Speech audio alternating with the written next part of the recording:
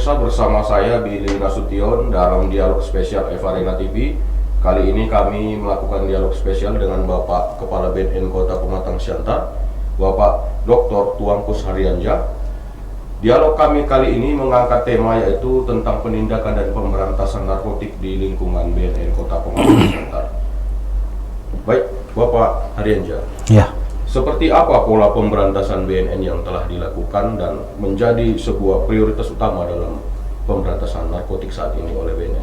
Ya, jadi memang bahwa BNN ini adalah salah satu organisasi yang langsung tunduk ke presiden, vertikal ya, dan kita sudah terbentuk dari 2012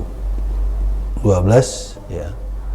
Nah, tentunya BNN ini ada bentuk kegiatannya 4 ya. Satu di bidang pencegahan, bidang pemberdayaan masyarakat, bidang rehabilitasi, dan juga bidang pemberantasan ya. Nah, kita hari ini akan bicara tentang pemberantasan dan penindakan. Nah, bahwa BNN ini juga melakukan upaya-upaya dalam rangka penindakan ini sesuai dengan amanah Undang-Undang 35 2009 ya. Nah, tentunya BNN dalam hal melakukan upaya penanggulangan ini tentunya mempersiapkan perangkat-perangkat yang dilakukan oleh BNN. Nah, di dalam pemberantasan ini juga ada di sana fungsi intelijen ya, dan juga ada juga fungsi penyidikan ya. Nah, ini sudah selalu berjalan ya. Nah, tentunya polanya tidak jauh berbeda juga sama halnya dengan dari kepolisian. Kita juga melakukan upaya penindakan. Nah, juga kita juga melakukan penindakan ini termasuk juga kita memberlakukan undang-undang TPPU ya.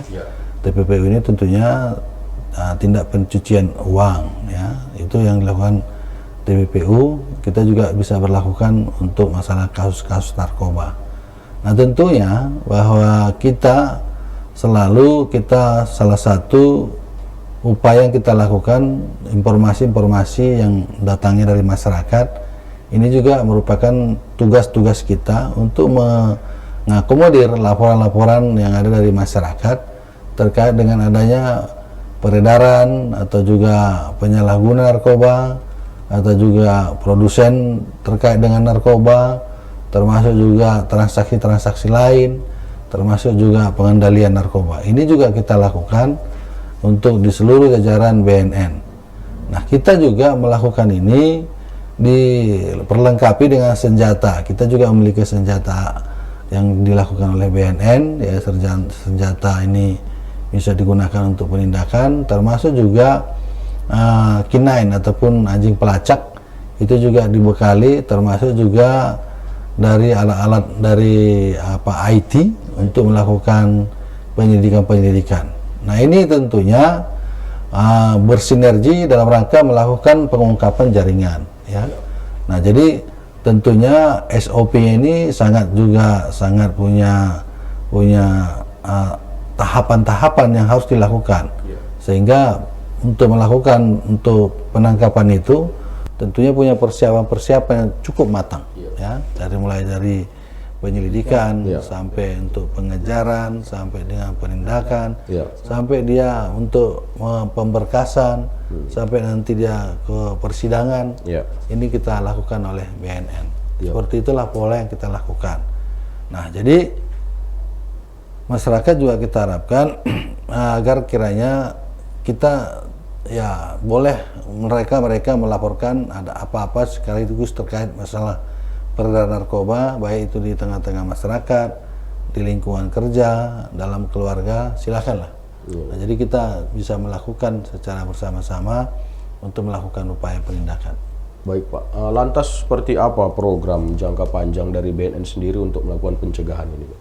Pemberantasan juga. Nah, tentunya dalam hal melakukan razia ini tentunya ini kan dalam razia ini bisa dikatakan ini di tempat-tempat yang kita curigai ataupun yang adanya transaksi itu di mana saja boleh kita lakukan operasi ya, razia ini. Tentunya ya mulai di tempat hiburan, di tempat kos-kosan ataupun di tempat-tempat ini warnet atau di gelper atau di mana saja yang berpotensi mereka menyalahgunakan ataupun juga transaksi narkoba. Nah, kita dalam hal program kita di BNN ini, nah ini kita lakukan mulai dari hal penyalahguna ataupun pecandu, ini nanti akan kita bisa kelompokkan. Seseorang yang kita lakukan razia misalnya di mana saja ya, yang misalnya berpotensi dia hanya penyalahguna saja, itu akan kita lanjutkan dia untuk kita lakukan untuk kita asesmen dan kita arahkan untuk rehabilitasi. Nah, tetapi juga kalau dia berpotensi sebagai penyalur atau pengedar, nah itu kan kita proses hukum. Nah, ini yang sudah kita lakukan berkali-kali oleh BNN. Nah, demikian juga bahwa ketika kita lakukan penyidikan berdasarkan hasil-hasil BAP kita, kita akan lihat pengembangannya bagaimana. Apakah dia ini sebagai aktornya ataupun sebagai produsennya, ini yang menjadi harus kita lihat, kita kembangkan dari hasil pengungkapan kita di lapangan. Nah, sehingga dia bisa berpotensi, itu bisa kita proses dan sampai bisa ancamannya hukuman mati. Ya. Nah, tapi yang kita harapkan juga dalam hal ini kita harus kita pilah-pilah ya. Orang yang kita tangkap itu kita lihat berdasarkan kasus demi satu ya. Apakah dia itu hanya pecandu saja tanpa ada barang bukti, dan juga nanti kita lihat juga apakah ada barang buktinya hanya sekedar dia pakai. Nah, apakah dia itu sebagai bandar dengan menggunakan barang bukti yang banyak cukup ya. Nah, ini harus kita pilah-pilah ya. Nah, jadi kalau dia hanya di bawah SEMA misalnya surat edaran Mahkamah Agung, itu akan berpotensi, itu harus kita lakukan rehabilitasi ya, karena mereka kita anggap sebagai korban ataupun penyalahguna ya. Nah, ini menjadi salah satu program BNN bagaimana bisa sebagai pecandu ataupun hanya penyalahguna itu harus kita rekomendasi dia untuk direhabilitasi. Nah, jadi ini perlu kita sampaikan kepada masyarakat luas supaya bisa membedakan dan bisa nanti membedakan ini terhadap keluarga-keluarga kita. Nah, jadi supaya juga ada pemahaman bagaimana bisa mencermati masalah narkoba ini dari sisi barang bukti ataupun dari hasil BAP kita, ancaman dia seperti apa ya. Nah, jadi demikian juga kalau kita sekarang di BNN ini, kalau berpotensi dia sebagai penyalahguna, itu akan menggunakan pasal 127. Nah, pasal 127 ini tentunya ini akan bisa diputuskan untuk rehabilitasi ya. Nah, itu yang sudah kita lakukan karena juga itu kita anggap sebagai korban daripada bandar-bandar narkoba. Ini yang kita harus bisa kita bedakan. Tetapi dia kalau sudah jelas barang buktinya mencukupi ataupun memenuhi unsur, ini akan kita lanjutkan ke proses hukuman selanjutnya. Nah, ini kira-kira yang sudah kita lakukan. Dan kita harapkan juga kalau memang anggapan kita itu memang sama sekali barang buktinya tidak mendukung, itu kita minta juga ada semacam acara pemeriksaan singkat namanya APS. Tentunya ini menjadi yang sudah kita sampaikan untuk baik itu kepada JPU-nya maupun di pengadilan supaya APS ini bisa kita lakukan dalam rangka memudahkan dalam persidangan yang kita harapkan. Itu yang kita lakukan di BNN. Ya. Lantas seperti apa Pak unsur-unsur dari pasal 127 ini tadi sehingga memenuhi syarat ketika seseorang dinyatakan baik untuk direhab ketika dia ditindak oleh pihak kepolisian atau pihak-pihak lain gitu Pak. Sehingga ini kan sering menjadi kontradiksi di kalangan masyarakat pada saat penerapan aturan hukum ini Pak. Seperti apa tanggapan Pak? Ya misalnya dia kan barang-barang yang digunakan itu misalnya seperti sabu ya. Itu kalau 1 gram itu sebenarnya berdasarkan surat edaran Mahkamah Agung itu kan hanya peruntukan itu dia pakai, dia gunakan ya. Nah, itu tentunya kita lebih orientasinya kepada rehabilitasi, tetapi juga ketika dia kita putuskan rehabilitasi, tetapi mereka harus kita lakukan dulu asesmen ke BNN, ya, di asesmen di BNN dengan menggunakan tim asesmen terpadu. Tim asesmen terpadu itu tentunya di sana ada tim medis, psikiater, juga dari penyidik ataupun aparat hukum.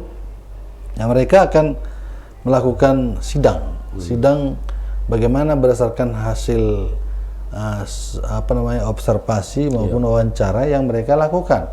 Nah, kalau dilihat juga bahwa seseorang menjadi pecandu itu, nah memang dia hanya sebatas dia gunakan, dan memang juga dia bukan jaringan dan dia bukan pengedar, itu akan bisa kita rekomendasikan menggunakan satu pasal 27, ya.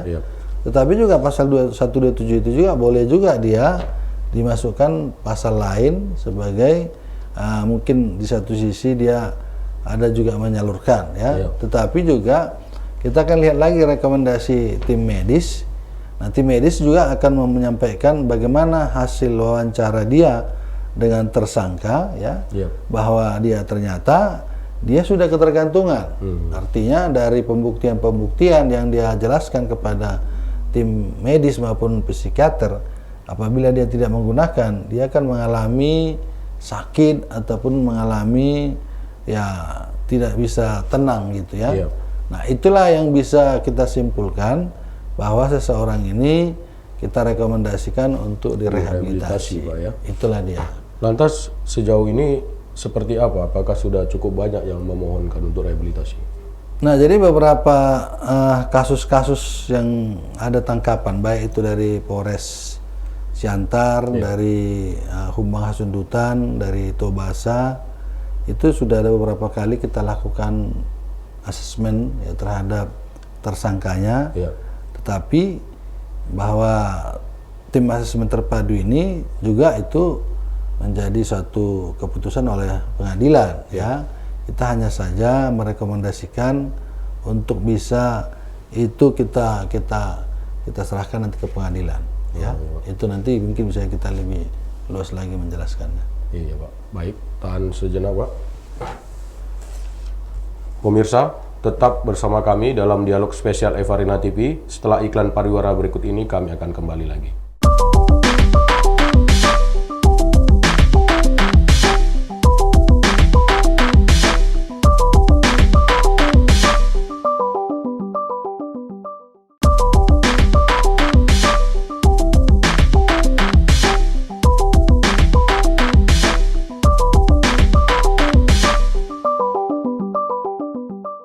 Pemirsa, kembali lagi bersama kami dalam dialog spesial Eva Rina TV, masih dengan narasumber kami, Bapak Kepala BNN Kota Pematang Siantar, Bapak Dr. Tuangkus Haryanja.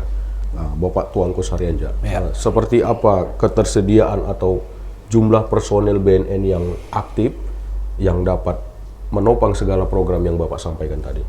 Ya, kita tentunya di BNN Kota Pematang Siantar, itu saat ini membawahi wilayah Siantar, Samosir, Humbang Hasundutan, dan Kabupaten Toba, ya. Pak.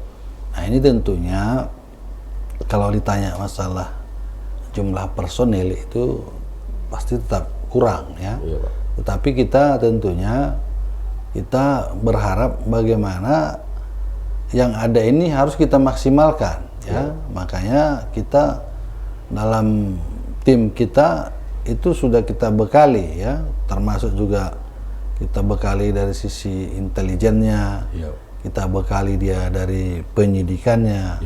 Nah, itu juga kita lakukan untuk diajukan untuk pelatihan-pelatihan, ya, untuk bagaimana pelatihan-pelatihan yang kita ajukan mereka ke Jakarta, ya. Jadi supaya mereka punya sumber-sumber daya manusia yang sangat tinggi, ya. Bahkan juga menggunakan IT juga mereka sudah tangguh lah, ya. Nah, itu semua juga menggunakan IT juga salah satu teknik kita dalam rangka melakukan pengungkapan jaringan narkoba ini. Ya. Nah, jadi juga bagaimana juga kita cara melakukan intelijen itu juga itu memang sudah diberikan pembekalan bagaimana dia mengungkap informasi-informasi yang seluas-luasnya untuk bisa kita lakukan. Dan juga untuk kegiatan ini BNN juga, ya ini juga semua kita lakukan, termasuk di perbatasan, termasuk juga di bandara, termasuk juga di labuhan, ya perairan ya, dan juga di tempat-tempat travel atau juga di terminal. Ini juga semua kita lakukan, termasuk di labuan-labuan tikus ya. Itu semua kita lakukan dengan pola-pola strategi kita yang sudah memang kita berikan pembekalan kepada tim kita ya. Sehingga ini merupakan sudah keterpaduan yang kita lakukan. Nah, tinggal lagi bagaimana bisa kita melakukan upaya tindakannya, tindakan yang betul-betul terukur ya. Nah, jadi sampai juga untuk latihan menembak juga itu dilakukan oleh BNN untuk seluruh personil yang sudah kita tugaskan untuk bisa melakukan upaya-upaya untuk tindakan tegas kepada para bandar-bandar narkoba, untuk bisa kita lakukan melumpuhkan bagaimana bisa untuk mengungkap satu-satu kasus-kasus narkoba. Ya, baik Pak. Lantas bagaimana peran serta masyarakat seperti program relawan BNN gitu, itu seperti apa fungsinya atau programnya seperti apa Pak? Iya, jadi memang bahwa Undang-Undang 35 2009 menyatakan di pasal 106 bahwa masyarakat juga punya tanggung jawab masalah penanggulangan narkoba. Ya. Nah, jadi para pemirsa silakan lihat, klik aja di internet Undang-Undang 35 2009. Di sana pasal-pasalnya cukup jelas dan tegas ya. Masyarakat juga punya tanggung jawab dalam hal penanggulangan narkoba ini. Nah, yang jelas masyarakat itu juga boleh melakukan penangkapan. Tetapi yang terpenting penangkapan itu ya benar-benar ada padanya narkoba itu ya, tertangkap tangan lah gitu ya. Nah, silakan ditangkap dan itu bisa dibuktikan bahwa itu barangnya, miliknya ada padanya, itu diserahkan ke BNN atau ke kepolisian untuk bisa kita lakukan untuk penyelidikan lanjut untuk dilaksanakan oleh masyarakat yang sudah di tengah-tengah masyarakat. Nah, jadi masyarakat juga kita harapkan bagaimana dia bisa melihat bagaimana gejala-gejala yang terjadi di tengah-tengah masyarakat terkait dengan masalah narkoba ini. Karena masyarakat ini kan lebih banyak memahami, mengetahui kondisi saat itu di lapangan itu untuk melihat bagaimana maraknya narkoba di sana. Nah, jadi tentunya masyarakat juga boleh melakukan upaya-upaya ya katakanlah penyelidikan. Ya, kalau kita lihat ada kecurigaan-kecurigaan seseorang dia bandar narkoba atau seseorang dia menjadi pecandu narkoba, lakukanlah upaya-upaya pendekatan untuk bisa mengetahui secara pasti apakah dia ini bandar narkoba atau juga pemakai narkoba gitu ya. Nah, makanya tentunya silakan nanti melaporkan ke BNN ya ataupun ke kepolisian misalnya. Nah, supaya bisa kita bantu masyarakat itu untuk menguatkan apa yang dilihatnya kecurigaan-kecurigaan yang ada di tengah-tengah masyarakat. Nah, tentunya ketika kita sudah melakukan upaya untuk tindakan, nah masyarakat boleh saja hadir di sana sebagai menyaksikan. Nah, jadi menyaksikan itu ketika ada operasi, nah nanti supaya bisa bersama-sama melihat barang bukti yang ada di sana, nanti bisa disaksikan untuk nanti memastikan barang itu betul nggak jumlahnya segitu, dan nanti sampai dia pemusnahan barang bukti itu betul-betul jumlahnya tidak berkurang ya. Nah, jadi kita harapkan juga masyarakat ini ya harus ikut berpartisipasi ataupun bekerja sama sesuai dengan amanah Undang-Undang 35 2009. Nah, jadi di pasal Undang-Undang 35 itu sangat tegas sekali bahwa masyarakat juga punya tanggung jawab, termasuk juga untuk anak-anak yang sudah menjadi pecandu narkoba. Itu memang harus juga bisa dilaporkan orang tua. Kalau misalnya dia masih di bawah umur, itu menggunakan pasal 54 bahwa orang tua wajib mewakili si anak untuk melaporkan anaknya itu untuk direhabilitasi ya, apabila dia belum cukup umur.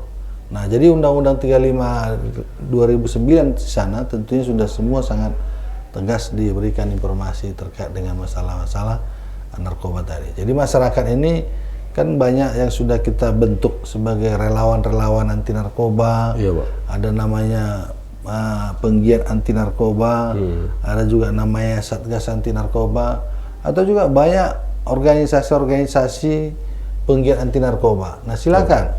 Nah, jadi tentunya bagaimana bisa juga kita harapkan bahwa organisasi-organisasi ini juga bagaimana bisa mengurangi beban pemerintah untuk bisa melihat bagaimana di lingkungan sekitar masing-masing sebagai salah satu upaya kita memprotek narkoba itu di tengah-tengah masyarakat.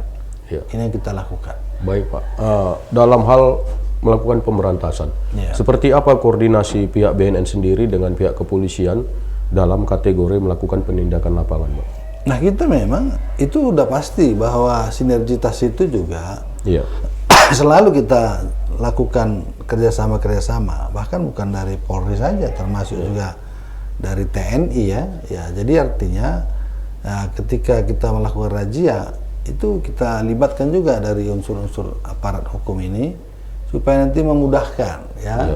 Jadi ketika ada di sana oknum ya mengatasnamakan oknum, kita sudah tidak sulit lagi melakukan upaya untuk tindakan. Mungkin dari TNI-nya mungkin akan kita undang dari PM-nya, Denpom-nya ya. Nah, dari kepolisian kita undang dari Proposnya gitu ya. Jadi supaya ini kita lakukan secara bersama-sama. Nah, sehingga tidak ada nanti saling mencurigai, dan termasuk juga penggiat-penggiat anti narkoba ataupun ormas-ormas penggiat anti narkoba boleh ikut bersama-sama. Supaya nanti bisa lebih melihat bagaimana kejadiannya di masyarakat itu untuk bisa memudahkan dalam rangka penindakan, dalam rangka menangani masalah narkoba ini. Ini yang kita lakukan. Baik, Pak, terima kasih. Pemirsa, jangan bergeser dari channel Anda, tetap bersama kami dalam dialog spesial di Eva Arena TV. Kami akan kembali setelah iklan pariwara berikut ini.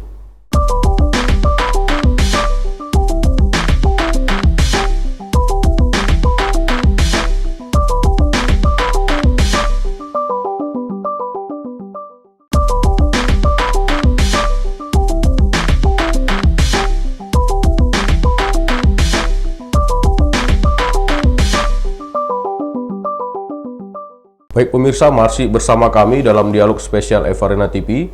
Tetap dengan narasumber kami, Bapak Kepala BNN Kota Pematang Siantar, Bapak Dr. Tuankus Haryanja. Bapak Haryanja, saat ini kan era digital ini terus berkembang dan terus mengalami kemajuan pesat. Tentunya ini akan mendorong segala program-program dari BNN sendiri. Seperti apa peran digital ini dengan BNN sehingga dapat berkontribusi untuk kemajuan dan program-program BNN ke depan? Ya, jadi memang di era digital ini tentunya BNN juga harus juga menyahuti bahwa media ini sangat dibutuhkan sekali. Media ini salah satu menopang tugas-tugas BNN itu jauh lebih banyak ya. Nah, tentunya termasuk dalam penyelidikan kita juga menggunakan IT ya. Jadi para bandar-bandar narkoba juga bisa kita lakukan untuk katakanlah untuk mengetahui di mana titik koordinatnya dia transaksi. Nah, termasuk juga di mana lokasi-lokasinya. Itu bisa menggunakan melalui media ya. Jadi media ini kan sekarang sudah cukup canggih ya. Termasuk juga kamera-kamera yang bisa mengetahui percakapan orang ya. Bisa kamera melihat di mana transaksinya. Nah, tentunya ini suatu perangkat-perangkat yang sangat dimiliki BNN yang sangat luar biasa. Nah, demikian juga untuk media-media yang sekarang ini ya. Ini juga sekarang kita maksimalkan penggunaannya itu dalam rangka pengungkapan maupun penyelidikan masalah sindikat narkoba. Ya, tentunya juga dengan media ini melalui handphone, melalui juga alat-alat lain, itu sangat bermanfaat buat kita. Tentunya di era milenial sekarang ini sangat-sangat kita butuhkan sekarang. Nah, dengan media ini bisa memudahkan komunikasi, memudahkan pekerjaan, dan memudahkan untuk pengungkapan ya. Karena lewat media ini tentunya ini kan bisa berkembang kemana-mana. Bisa kan kita selidiki dia sama siapa dia berkomunikasi, dari mana dia transaksi uangnya, sampai nanti kita bisa mengungkap sampai kasus-kasus TPPU-nya, tindak pidana pencucian uangnya, di mana banknya, berapa transaksinya, berapa banyak uangnya di sana. Nah ini sudah dimiliki oleh BNN. Makanya dalam hal masalah narkoba ini tentunya kita harapkan jangan masyarakat ini menganggap bahwa bandar-bandar narkoba itu tidak akan bisa terungkap kasusnya ya, karena kita akan menggunakan alat kita dan kita tidak pernah berhenti dalam rangka melakukan upaya-upaya menalasala penyelidikan para bandar-bandar narkoba ini ya. Nah jadi media ini sangat kita butuhkan untuk bisa kita lakukan sebagai alat kita memudahkan dalam pekerjaan, dan ini juga kita selalu gunakan untuk bisa melakukan upaya penindakan lah. Lantas saat ini dengan adanya perubahan-perubahan daripada informasi seperti informasi hoax di media sosial atau apa, seperti apa Bapak melakukan memerangi informasi ini sehingga tidak disalahgunakan oleh pihak-pihak lain? Nah jadi memang kita juga setiap minggu oleh kita rapim oleh BNN seluruh Indonesia, Pak, itu akan disampaikan laporan-laporan masyarakat yang sampai ke call center BNN RI, itu juga akan disampaikan kepada kita sesuai dengan wilayah tugas kita untuk menindaklanjuti laporan masyarakat yang ada di BNN pusat. Pak. Nah jadi itu juga harus kita kejar informasi itu seperti apa ya. Nah tetapi itu harus kita bisa juga mensiasati apakah berita itu hoax ataupun berita itu benar ya. Nah kadang-kadang memang ada juga ketika dia melaporkan sesuatu ke BNN, tapi ketika dihubungi nomor itu nggak aktif ya, ataupun nomor itu pun nggak bisa dihubungi gitu ya. Nah di situ kadang-kadang kita menjadi kendala yang kita rasakan. Nah harapan kita tentunya kalau memang ada laporan-laporan masyarakat, tentunya ya tetap aja disampaikan nomor mana yang bisa kita hubungi sebagai handphone ataupun media yang bisa kita hubungi. Nah yakinlah bahwa masyarakat tidak akan kita jadikan sebagai saksi-saksi di dalam persidangan nanti ketika sampai menjalani ke pengadilan ya. Nah jadi ini tidak pernah kita libatkan lah, sehingga masyarakat jangan ragu untuk memberikan teleponnya ataupun media atau handphonenya untuk ke kita, karena nanti tetapi yang penting kita juga akan bisa berkoordinasi. Ada informasi dasar yang perlu kita ketahui dari yang bersangkutan, di mana lokasinya, siapa, bagaimana. Kadang-kadang kan pelaporan itu kan tidak bisa sesempurna semua bisa dilaporkan. Mungkin hanya dilaporkan TKP-nya, lokasinya, atau mungkin sekilas wajahnya atau namanya. Tetapi secara detail kita harus perlu lagi untuk mengolah data yang kita terima ya. Ini kita lakukan dalam hal masalah kalau ada berita hoax atau tidak ya. Nah ini kita harapkan ya, kita juga berharap media BNN ini bisa dimanfaatkan masyarakat juga ya. Kita kan juga punya call center BNN dan juga punya Facebook ataupun Instagram. Bolehlah untuk semua masyarakat bisa memberikan masukan-masukan ataupun informasi supaya bisa kita memudahkan lagi untuk bisa melakukan upaya-upaya. Karena saya pikir masyarakat ini juga sangat kita harapkan, apalagi dengan banyaknya sekarang penggiat-penggiat anti narkoba ini, kita harapkan juga bahwa tugas fungsi daripada organisasi itu betul-betul bisa dilakukan oleh sebuah organisasi yang ada di tengah-tengah masyarakat. Baik Pak, kemudian untuk residen ataupun para pengguna narkotik yang sudah sembuh dari Balai Rehabilitasi Narkotik sendiri, itu apakah ada pengawasan juga Pak dari BNN setelah dia keluar dan kembali ke tengah-tengah masyarakat? Ya, jadi minggu kemarin kita bahas ya untuk rehabilitasi. Seseorang yang sudah selesai menjalani rehabilitasi, tentunya kita akan melakukan lagi pendampingan. Pendampingan kepada seseorang yang sudah habis menjalani rehabilitasi. Nanti mereka itu akan kita jadikan sebagai agen pemulihan.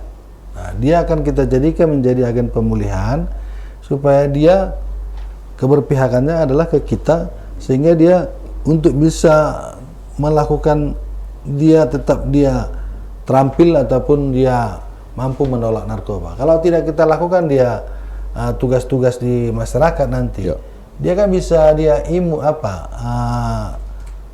kambuh, ya, bisa dia kambuh kembali sebagai pecandu, ya. Makanya kita harapkan ketika dia direhabilitasi tadi, itu kita kasih pembekalan usaha-usaha yang bisa dia kerjakan nanti ketika dia pulang.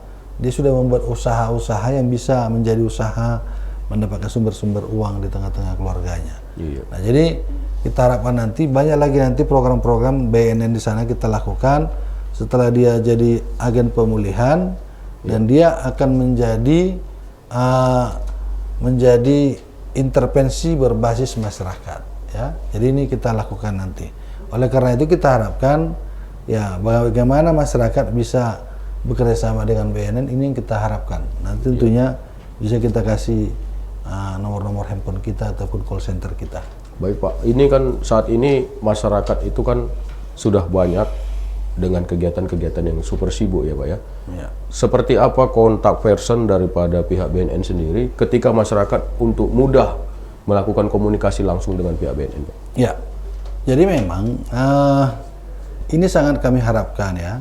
Artinya bahwa kita juga punya keterbatasan ya, tetapi kita harapkan masyarakat juga silakanlah bergabung dengan BNN, silakan datang ke kantor BNN untuk bisa kita sharing diskusi, karena masih banyak orang-orang yang baik ternyata dalam rangka hal menangani narkoba, baik itu dalam keluarga maupun di tengah-tengah masyarakat. Nah, silakan menghubungi call center BNN ya, nomornya 0622 ya 5891 080.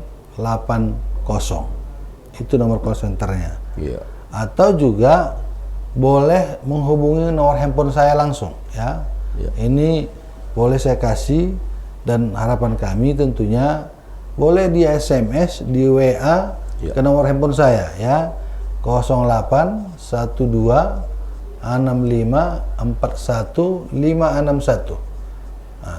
0812 65 41 561. Silakan di SMS ataupun di WA ya, supaya bisa komunikasi kita lebih enak. Cukup saja di SMS atau di WA, supaya nanti saya bisa kami lanjuti ya. Manakala saya mungkin lagi sibuk, saya nggak bisa angkat, lebih bagus di SMS lah, di SMS atau di WA. Nah, tentunya ini memudahkan informasi-informasi. Jadi tidak perlu lagi datang ke BNN untuk bisa melaporkan apa-apa yang menjadi persoalan di tengah-tengah keluarga, di lingkungan masyarakat, di lingkungan kerja. Silakanlah untuk bisa memberikan sesuatu. Saya akan pasti tanggapi, saya akan respon, saya akan mengambil solusi apa yang menjadi persoalan-persoalan di tengah-tengah masyarakat. Nah, ini yang menjadi informasi yang kami sampaikan kepada masyarakat. Baik Pak, saat ini kan para remaja itu banyak yang tidak sekolah. Itu seperti apa pesan Bapak ketika anak-anak siswa sekolah ini, ketika keluarganya bisa menghindarkan anak ini dari bahaya narkotik? Apa pesan dan kiat dari Bapak?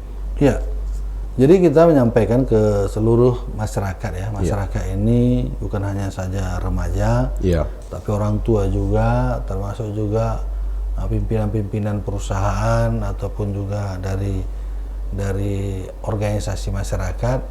Ayolah kita sama-sama untuk bisa menanggulangi narkoba. Kenapa saya katakan bersama-sama? Karena sudah begitu maraknya narkoba itu di tengah-tengah masyarakat, maka kita berharap masyarakat harus bisa bekerja sama dengan pemerintah. Ya, kita juga berharap pemerintah, baik itu dari BNN, kepolisian, TNI, juga Pemko Kota Padang Siantar, harus bisa bekerja sama. Kenapa kita katakan bekerja sama? Karena Presiden sudah menyatakan Indonesia darurat narkoba. Nah, kalau sudah namanya Indonesia darurat narkoba, itu tidak ada lagi bahasa ego sektoral ya. Makanya kita harapkan ayo kita bersama-sama melakukan upaya, mulai dari fungsi pencegahan tentang narkoba, fungsi rehabilitasi narkoba, fungsi penindakan atau pemberantasan narkoba, dan fungsi pemberdayaan masyarakat. Sekecil apapun itu akan bermanfaat buat orang, ya. Jadi supaya kita bisa memberikan satu kebaikan buat orang. Kalau karena kata orang katanya kita harus berarti buat orang, ya. Dan kita harapkan juga jangan kita membuat masalah, ya. Tetapi kalau boleh kita harus bisa menyelesaikan masalah. Ini yang pesan-pesan kami harapkan supaya narkoba ini benar-benar bisa kita tanggulangi, ya. Karena kalau narkoba ini nggak kita tanggulangi, nanti akan bisa meresahkan kita sendiri, ya. Contohnya, kita kalau bepergian kemana-mana, mungkin sepeda motor kita tinggal pun kita nggak nyaman, ataupun mobil kita tinggalkan di parkiran nggak nyaman. Karena kenapa? Di sana sudah ada orang-orang yang akan mengintai, mencuri, ataupun mungkin merampok, atau mungkin mengambil bahagian-bahagian daripada barang-barang kita. Itulah bukti bahwa kejahatan itu semakin meningkat. Nah, sehingga kalau nggak kita lakukan dulu dari diri kita sendiri, keluarga kita, dan lingkungan kerja, dan termasuk lingkungan masyarakat, ini akan bisa berpotensi akan merajalela narkoba ini. Kalau mungkin 20 tahun yang lalu masih kita hanya bisa berharap dari aparat. Tetapi kondisi saat ini, Presiden juga sendiri sudah mengeluarkan instruksi Presiden nomor 2 2020, semua kementerian lembaga wajib menanggulangi narkoba. Tidak ada alasan bahwa itu juga harus dilaporkan setiap semester, bagaimana yang dilakukan kegiatan-kegiatan itu bisa dilaporkan ke kementerian masing-masing. Itu dia. Itu dia, Pak, ya. Baik, Pak, terima kasih. Pemirsa, demikianlah dialog spesial kami dalam topik hari ini, yaitu pemberantasan dan juga penindakan narkotik di BNN Kota Pematang Siantar. Terima kasih atas kehadirannya Bapak Kepala BNN Kota Pematang Siantar, Bapak Dr. Tuanku Saryanja, atas kehadirannya di studio kali ini. Pemirsa, semoga apa yang menjadi dialog spesial kami dapat berguna dan menjadi inspirasi bagi Anda semua, sehingga keluarga Anda dapat terbebas dari bahaya narkotika yang saat ini cukup serius ada di sekeliling Anda. Baik pemirsa, saya Billy Nasution dan kru yang bertugas pamit undur diri. Sampai jumpa dalam dialog spesial kami berikutnya. Terima kasih dan sampai jumpa.